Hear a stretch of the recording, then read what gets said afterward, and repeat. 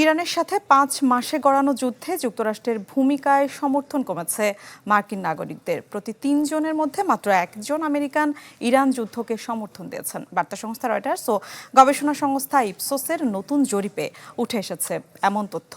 বেশিরভাগ উত্তরদাতার মধ্যে মার্কিন প্রেসিডেন্ট ডোনাল্ড ট্রাম্প ইরানের সামরিক অভিযানের উদ্দেশ্যে জনগণের সামনে তুলে ধরতে ব্যর্থ হয়েছেন। আর ইরান যুদ্ধ নিয়ে ট্রাম্পের এক এক সময়ে এক এক রকম দেয়া বক্তব্যে জনমনে বেড়েছে আস্থাহীনতা। ঢালাইয়ের সেরা প্রিমিয়ার সিমেন্ট।